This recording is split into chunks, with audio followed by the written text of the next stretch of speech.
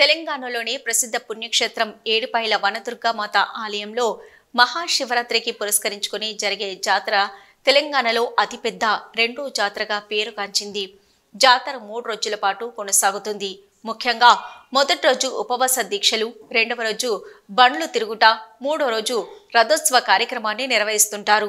ఈ జాతరకు వివిధ ప్రాంతాల నుంచి, ముఖ్యంగా మహారాష్ట్ర, కర్ణాటక ప్రాంతాల నుంచి భక్తులు అధిక సంఖ్యలో వస్తారు. భక్తులకు ఇబ్బందులు కలగకుండా అన్ని సౌకర్యాలను ఏర్పాటు చేశారు. జిల్లా కలెక్టర్ జిల్లా అధికారులతో సమీక్ష సమావేశం నిర్వహించి భక్తులకు అనుగుణంగా అన్ని సౌకర్యాలు ఏర్పాటు చేయడం జరిగిందని అన్నారు. మొదటి రోజు ఉపవాస దీక్ష సందర్భంగా తెలంగాణ వైద్య ఆరోగ్య శాఖ మంత్రి దామోదర రాజనరసింహ అమ్మవారికి రాష్ట్ర ప్రభుత్వం తరపున పట్టు వస్త్రాలు సమర్పించారు. ఇక పూర్ణ కుంభంతో ఆలయ అర్చకులు స్వాగతం పలికారు. వనదుర్గా మాతకు ప్రత్యేక పూజలు నిర్వహించారు మంత్రి. ఇక మంత్రిని ఘనంగా సన్మానించిన ఆలయ అర్చకులు.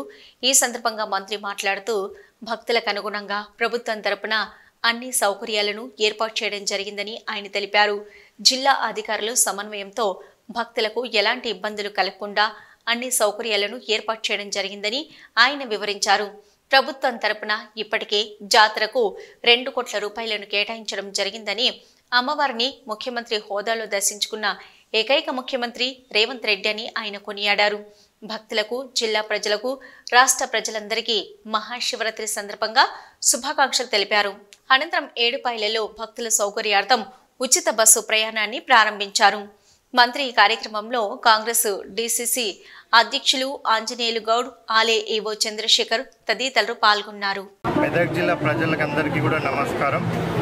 మెదక్ జిల్లానే కాదు, రాష్ట్ర వ్యాప్తంగా కూడా శివరాత్రి ఉత్సవాలు ఘనంగా నిర్వహిస్తున్నందున మన మెదక్ జిల్లా ప్రజలకి, తెలంగాణ రాష్ట్ర ప్రజలకి అందరికీ కూడా శివరాత్రి ఉత్సవాల శుభాకాంక్షలు తెలుపుతూ ఉన్నాను.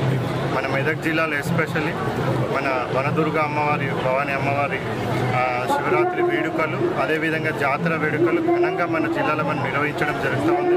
మరి దానికి సంబంధించిన అన్ని ఏర్పాట్లు ప్రభుత్వం తరఫున కానివ్వండి, దేవస్థానం బోర్డు తరఫున కానివ్వండి, అన్ని ఏర్పాట్లు కూడా పూర్తి చేయడం జరిగింది.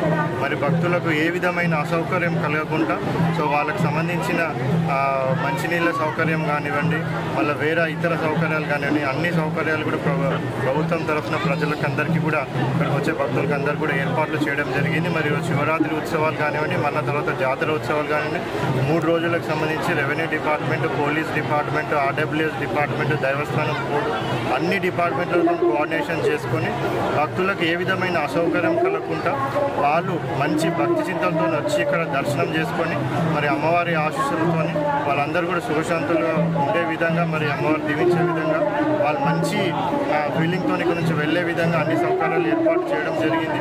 కూడా మరి అమ్మవారి దీవెనలు అందరూ కూడా అందాలనేసి, మరి ఆ దీవెనల ప్రకారంగానే మన జిల్లా కానివ్వండి, రాష్ట్రం కానీ సుభిక్షంగా ఉండాలని కూడా కోరుకుంటూ మరొకసారి ఇక్కడ వచ్చిన ప్రజలకు అందరికీ, భక్తులకు అందరికీ కూడా శివరాత్రి శుభాకాంక్షలు తెలుపుతాము.